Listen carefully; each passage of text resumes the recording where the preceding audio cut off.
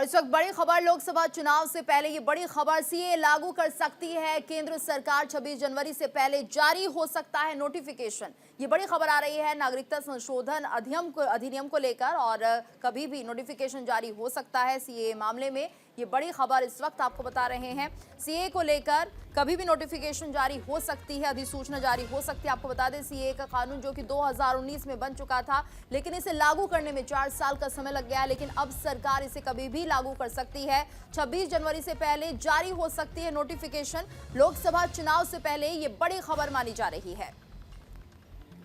तो अगर बात करें सीए को लेकर, आपने देखा था सन 2019 में जिस तरह से चर्चाओं ने जोर पकड़ा था, लेकिन उसके बाद कोरोना का दौर आया। सरकार का यह कहना कि इसलिए इसमें वक्त लगा, लेकिन लोकसभा चुनाव से पहले अगर इस कानून को लागू किया जाएगा तो फिर सहमति होगी, क्योंकि पश्चिम बंगाल में, असम में आपने देखा था कई राज्यों में जिस तरह से जमकर इस कानून को लेकर हंगामा हुआ था। इस बिल पर जमकर चर्चा भी हुई, बहस भी हुई, लेकिन इसके बाद सरकार के कई बार बयान सामने आए कि हम इसको धरातल पर उतार कर रहेंगे। जी, और बिल्कुल, और सीए लागू अब कभी भी सरकार कर सकती है। इसके लिए नोटिफिकेशन जारी हो सकता है। 26 जनवरी से पहले इसके नोटिफिकेशन जारी किए जा सकते हैं, अधिसूचना जारी होगी। क्या कुछ नियम होंगे सीए के तहत, ये सब बातें सामने आएगी। यानी कि नागरिकता संशोधन कानून को लेकर जो नियम होंगे वो अब तय कर दिए गए हैं। ऑनलाइन ये नियम होंगे। इसके साथ साथ जो शरणार्थी 2014 से पहले आए हैं, 31 दिसंबर 2014 से पहले जिन्होंने भारत में शरण ली है, उसमें अफगानिस्तान, पाकिस्तान और बांग्लादेश से जो भी नागरिक 2014 से पहले आया है, उसे नागरिकता मिलेगी बिना किसी दस्तावेज के। ऑनलाइन ये सब प्रक्रिया होगी और ये पूरी जानकारी दी जा रही है गृह मंत्रालय की तरफ से। तो बिल्कुल यहाँ पर सीए लागू कर सकती है अब केंद्र सरकार, साफ तौर पर ये कहा जा रहा है। और जो नोटिफिकेशन है वो जारी हो सकता है 26 जनवरी से पहले, यानी लोकसभा चुनाव से पहले ही ये नोटिफिकेशन आ जाएगी सीए लागू करने को लेकर। जिस तरह से सरकार प्रतिबद्ध है, लेकिन एक लंबा वक्त इसको लेकर लग गया है, 4 साल, क्योंकि 2019 में ये बिल पास हुआ था, लेकिन उसके बाद इसे यहाँ पर लागू नहीं किया गया था क्योंकि कोविड के चलते ऐसी स्थिति नहीं थी। इसलिए अब इसे लागू किया जा रहा है। हमारी नेत्री ममता बनर्जी, इस राज्य के मुख्यमंत्री और तृणमूल कांग्रेस की सभानेत्री जो है, साफ सुथरे भाषा में उन्होंने कहा कि सीएए बंगाल में नहीं लागू होगा। बंगाल के लोग भारतवर्ष के नागरिक हैं, बंगाल के नागरिक हैं। विभिन्न स्कीम द्वारा उनको सुविधा भी पहुंचती है, राशन भी मिलती है, सब कुछ जो है, जो स्कीम्स हैं उनके वो लाभदायक भी हैं। जो कहते हैं कि ये नागरिक नहीं है, हम लोग कहते हैं ये लोग नागरिक हैं, ये लोग बंगाल में रहते हैं, और जो नागरिक हैं उनको दोबारा नागरिकता देने की जो प्रयास बीजेपी कर रही है वो गलत है।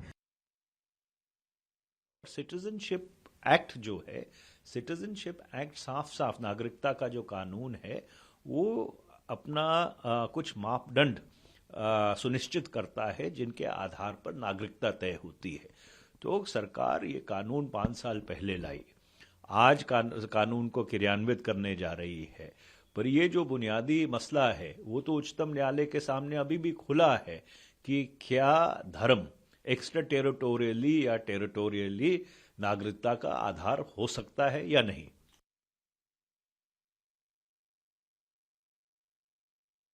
नोटिफिकेशन यहां पर जारी हो सकता है। लोकसभा चुनाव से पहले ये बड़ा फैसला लिया जाएगा, ये भी तय है। सरकार ये कह रही है, अगर हम बात करें वो 3 देश, बांग्लादेश, पाकिस्तान, अफगानिस्तान, यहां से जो 6 अल्पसंख्यक पहुंचे, हिंदू, बौद्ध, जैन, पारसी, इनको नागरिकता दी जाएगी। सन 2014 31 दिसंबर के पहले जो लोग भी यहां पर शरण लेने के लिए पहुंचे, बिल्कुल, और ऐसे लोगों से कोई दस्तावेज नहीं मांगा जाएगा।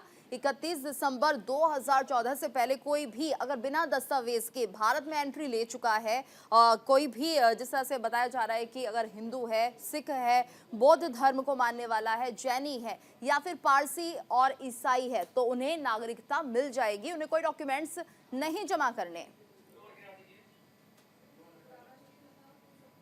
तो सीए लागू कर सकती है केंद्र सरकार, और उससे पहले नोटिफिकेशन जारी हो जाएगी। 26 जनवरी से पहले ही नोटिफिकेशन जारी हो सकता है। तो चलिए, अगर हम बात करें नागरिकता संशोधन अधिनियम, यानी कि क्या कहता है, सीए किसी व्यक्ति को खुद नागरिकता नहीं देता है। तो नागरिकता संशोधन अधिनियम के तहत ये प्रावधान है, सीए किसी व्यक्ति को खुद नहीं नागरिकता दे सकता, इसके जरिए पात्र आवेदन करने के योग्य बनता है। तो नागरिकता संशोधन अधिनियम के तहत ये जो नियम है वो अब बनने जा रहे हैं। वहीं 1 जनवरी 2015 से पहले पाकिस्तान, अफगानिस्तान, बांग्लादेश से आए लोगों पर ये लागू होगा। वहीं आगे अगर हम बात करें तो पोर्टल के जरिए यहां पर लोग अपना रजिस्ट्रेशन करवा सकते हैं। सरकार जांच करेगी और सब कुछ केंद्र की सरकार तय करेगी। धार्मिक उत्पीड़न की वजह से भारत जो लोग यहां पर पहुंचे हैं 31 दिसंबर 2014 तक, उनको यहां पर नागरिकता दी जाएगी। हिंदू, सिख, बौद्ध, जैन, ईसाई, पारसी धर्म को यहां पर फायदा मिलेगा सीए का। जी, तो हिंदू, सिख, बौद्ध, जैन, ईसाई, पारसी धर्म को लाभ मिलेगा। उन्हें डॉक्यूमेंट्स जमा नहीं कराने हैं। प्रवासियों को भारत में 5 साल रहने के बाद यहाँ पर जिस तरह से ये नियम लागू किए जा रहे हैं और ऐसे में कहीं ना कहीं उन्हें इसका बेनिफिट ज्यादा होगा। संविधान की 8वीं अनुसूची के भाषाओं की जानकारी भी होनी चाहिए, ये भी एक प्रावधान है नागरिकता संशोधन अधिनियम के तहत। पूरी कोशिश की जा रही है कि नागरिकता कानून 1955 की 3री सूची की अनिवार्यता भी यहाँ पर देने की बात कही जा रही है। तो ये कुछ ऐसे संशोधन थे जो नागरिकता कानून को लेकर पहले थे और अब किए गए हैं। इसमें नागरिकता के फैसले पर भारत सरकार निर्णय लेगी। तो क्या कहता है नागरिकता संशोधन कानून, ये हम आपको बता रहे हैं अधिनियम ये, क्योंकि सीए किसी व्यक्ति को खुद नागरिकता नहीं देता। यहाँ पर देखिए जी बिल्कुल, और सीए लागू कर सकती है कभी भी केंद्र सरकार। तो 26 जनवरी से पहले नोटिफिकेशन जारी होगा, ऐसा कहा जा रहा है। लोकसभा चुनाव से पहले इसे एक बड़ी खबर के तौर पर माना जा रहा है, क्योंकि सीए लगाने को कहीं ना कहीं लागू करने के लिए केंद्र सरकार प्रतिबद्ध है। हालांकि समय बीत गया है, काफी ज्यादा 4 साल बीत चुके हैं, लेकिन अब इसे लागू किया जाएगा, जिसके लिए नोटिफिकेशन जारी होंगे, नियम जारी होंगे। सीए के तहत क्या क्या नियम होंगे, इसके लिए वेब पोर्टल भी बनकर तैयार है और ये सारी प्रक्रिया ऑनलाइन ही की जाएगी। यानी अगर कोई भी 31 दिसंबर 2014 से पहले भारत पहुंचा है तो वो बिना किसी दस्तावेज के यहाँ की नागरिकता ले सकता है। तो लोकसभा चुनाव से पहले बड़ी खबर कह सकते हैं, सीए लागू कर सकती है केंद्र सरकार और 26 जनवरी से पहले जारी हो सकता है नोटिफिकेशन। और नियम क्या होंगे यह भी देखना होगा, क्योंकि केंद्र सरकार इसे लागू करने के लिए प्रतिबद्ध है, जैसा कि कहा जा रहा था। और ऐसे में चुनावों से पहले इसे बड़ी खबर के तौर पर देखा जा रहा है। 26 जनवरी से पहले जारी हो सकते हैं नोटिफिकेशन। हालांकि सीए को लेकर उस वक्त भी काफी बवाल मचा था, काफी विरोध प्रदर्शन किया गया था, कई लोगों की जानें भी इस दौरान गई थी।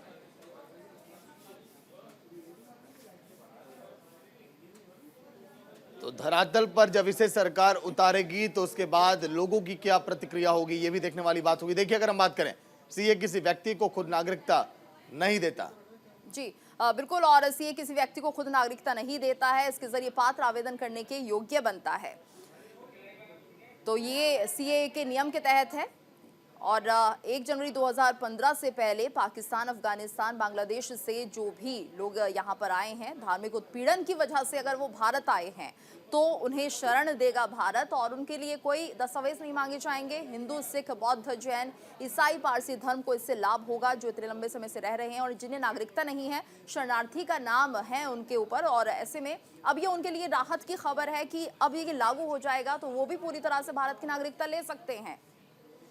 तो लोकसभा चुनाव से पहले ये बड़ी खबर मानी जा रही है। तो सीए लागू कर सकती है केंद्र सरकार, नोटिफिकेशन 26 जनवरी से पहले जारी हो जाएगा। क्या नियम रहेंगे सीए के तहत, ये जो अधिसूचना है वो 26 जनवरी से पहले सबके सामने होगी। लोकसभा चुनाव से पहले इसे एक बड़ी खबर के तौर तो सीए लागू कर सकती है केंद्र सरकार। और बताया जा रहा है कि जो लोग 31 दिसंबर 2014 से पहले भारत पहुंचे थे, क्योंकि जो दूसरे देश हैं जहां पर अल्पसंख्यक तादाद में ये लोग थे और जिनका धार्मिक उत्पीड़न हो रहा था, वो भारत में शरण लेने के लिए आए थे 31 दिसंबर 2014 से पहले। अब उन्हें कोई डॉक्यूमेंट्स जमा करने की जरूरत नहीं है, किसी भी तरह के दस्तावेज उन्हें नहीं देने हैं, उन्हें सिर्फ एक आवेदन करना है और उसके बाद उन्हें भारतीय नागरिकता मिल जाएगी। तो चलिए फिलहाल देखिए इस कानून को लेकर सरकार क्या एक्शन लेगी, देखने वाली बात होगी। सहयोगी आनंद इस समय लाइव जुड़ गए हैं पूरी जानकारी के साथ। आनंद, आवाज मिल पा रही है? आनंद, क्या लग रहा है लोकसभा चुनाव के पहले इसे अगर ग्राउंड पर उतारा जाएगा तो इसे सीए को हम जरूरी समझे या फिर मजबूरी समझे, सवाल भी पैदा हो जाता है। जी बिल्कुल, अगर प्लानिंग की बात की जाए तो सरकार इस चीज को लेकर पहले ही आप देखिए लगातार अडिग खड़ी थी। गृह मंत्री कई बार बयान दे चुके थे, उन्होंने साफ कहा था कि CAA बिल पास हो चुका है, पार्लियामेंट इसको पास कर चुकी है और अधिसूचना करके कभी भी इसको लागू किया जा सकता है। लेकिन उस दौरान कोविड आ गया और कोविड के बाद अब हमारे सूत्र ये बता रहे हैं कि 22 जनवरी को जब रामलला के प्राण प्रतिष्ठान के बाद कभी भी UCC, जो कि सबसे पहले उत्तराखंड लेकर आएगा और उसके बाद असम लेकर आएगा, और उसके साथ साथ सीधे CAA को भी अधिसूचना जारी कर दी जा सकती है। उसके साथ साथ तमाम वो प्रक्रिया है कि जो भी हमारे पड़ोसी देशों से आए हैं उनको जो उत्पीड़न हुआ है धार्मिक आधार पर, वो आके हमारे देश यानी भारत में अपनी सिटीजनशिप ले सकते हैं। और ये दोनों मुद्दे कहीं ना कहीं एक आप देखिए 2024 के लोकसभा चुनाव में एक बेहद ही बड़े मुद्दे के तौर पर सामने आएगा, जिसको लेके बीजेपी ने अपनी तैयारियां कर ली हैं। लेकिन अब देखिए कहीं ना कहीं सुगबुगाहट विपक्षी दलों में भी देखी जा रही है। इंडिया गठबंधन इस मुद्दे को देखते हुए कहीं ना कहीं एक तरह से बैकफुट पे, और एक चीजों को लेकर आप समझिए जब राम मंदिर आएगा, राम मंदिर को लेकर बीजेपी लगातार तैयारियां कर रही है कि वो जिस तरीके से प्राण प्रतिष्ठान होंगे उसको हर एक व्यक्ति तक सीधे पहुंचाया जा सके। अक्षत घर घर तक पहुंचाए जा रहे हैं और हर मंदिर में को बीजेपी कोशिश कर रही है कि एक टीवी लगाई जा सके जो सीधे रामलला के प्राण प्रतिष्ठान की चीजें देख सके।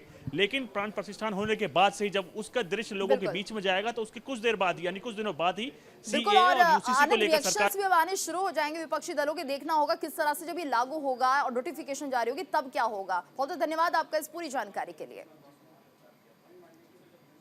और वही 22 जनवरी का इंतजार पूरे देश को है, जब अयोध्या में भव्य राम मंदिर में भगवान रामलला की यहां पर प्राण प्रतिष्ठा होगी। और ऐसे में क्या कुछ तैयारियां रहेंगी, किस तरह से ये भव्य आयोजन होगा, ये सब आपको बताएंगे। देखिए खास रिपोर्ट। राम आएंगे तो अंगना सजाऊंगी। जितनी सुंदर सिंगर की आवाज़ है उतना ही सुंदर नाम भी है। स्वाति मिश्रा हमारे साथ में है। राम आएंगे तो अंगना सजाऊंगी आपने जो बेहतरीन गाना गाया, लगातार ट्रेंड कर रहा है। सबसे पहले शुरुआत के साथ, क्योंकि राम तो आ रहे हैं अयोध्या, 2 लाइनें ज़रूर। राम आएंगे तो अंगना सजाऊंगी, दीप जला के दिवाली मैं मनाऊंगी, मेरे जन्मों के सारे पाप मिट जाएंगे, राम आएंगे, मेरी झोपड़ी के भाग आज खुल जाएंगे, राम आएंगे।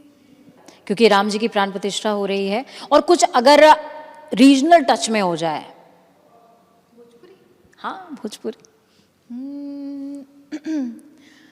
आजू मिथिला नगरिया निहाल सखिया, आजू मिथिला नगरिया निहाल सखिया, चारों दुल्हा में बड़का कमाल सखिया, चारों दुल्हा में राम जी कमाल सखिया, माथे मणि मोरिया कुंडल शोभे कनवा, कारी कारी कजरा रे जुलमी नयनवा, लाले चंदन चमके उनके भाल सखियाँ, चारों दुल्हा में बड़का कमाल सखियाँ।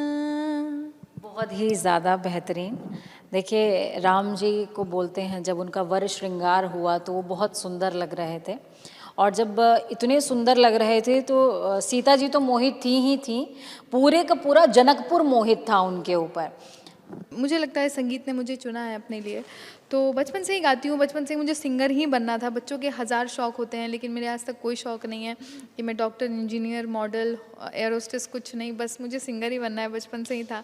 और ये सब जानते हैं, मेरे आसपास मेरे फ्रेंड्स, मेरी फैमिली सब जानते थे कि आगे चल के संगीत में ही कुछ करेगी ये। तो अब मैं कहे तो उससे सजना पे वापस आती हूँ। देखिए क्योंकि यहाँ पे देखिए राम सीता की बात हो रही है, तो कहे तो उसे सजना हम थोड़ा सा इसको राम जी और सीता जी पे आधारित कर देते हैं, क्योंकि भक्तिमय माहौल है तो थोड़ा सा वैसा ही हो जाए। क्योंकि राम आगे चला करते थे और सीता उनके पीछे चला करती थी, और राम और सीता से सुंदर प्रेम कहानी संपूर्ण ब्रह्मांड में कोई नहीं हो सकती। सिर्फ रामायण नहीं, संपूर्ण ब्रह्मांड में कोई इससे सुंदर प्रेम कहानी नहीं हो सकती, क्योंकि राम ही एकमात्र ऐसा पात्र हैं, एक ऐसा व्यक्तित्व हैं जिन्होंने सीता जी के लिए समुद्र पे सेतु बांध दिया। तो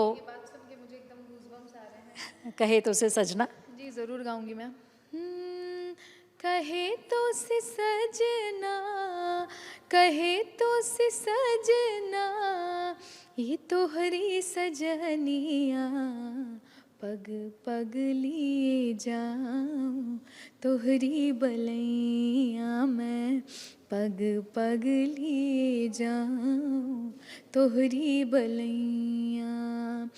मगन अपनी धुन में रहे मोरा सैया, पग पग लिए जाऊं तोहरी बलैया। दशरथ के महल में वो ठुमक ठुमक करके चल रहे हैं और दशरथ जी हर्षित हो रहे हैं, तीनों माताएं बलैया ले रही हैं। जी बिल्कुल, हमारे बिहार में सोहर गाते हैं जब कोई भी बच्चा होता है, किसी बच्चे के होने के उपलक्ष्य में गाते हैं। तो हमारे यहाँ का एक फेमस सोहर है जिसमें मैंने अगर राम जी के शब्द डाल दूँ तो वो राम जी के लिए भी हो जाएंगे, क्योंकि राम जी कहीं ना कहीं कौशल्या जी के और दशरथ जी के बच्चे ही हैं।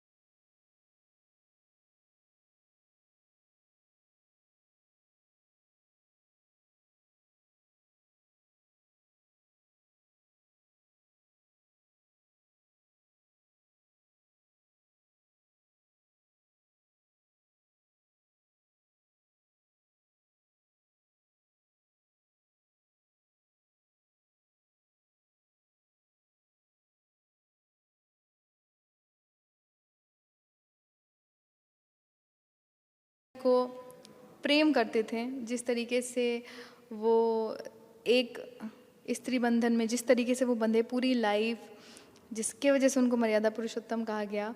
तो उनका जो प्रेम भावना वाला पार्ट है वो पार्ट मुझे राम जी का बहुत पसंद है। जिस तरीके से वो सीता मैया को पूछते थे, एक तरीके से अगर कहा जाए तो उन्होंने उस सदी में ही सिखा दिया था कि लाइफ पार्टनर किसको कहते हैं। सीता जी तो उनको कहती थी मैं आपकी दासी हूँ, मैं आपके चरणों की दासी हूँ, लेकिन वो कहते थे तुम दासी नहीं।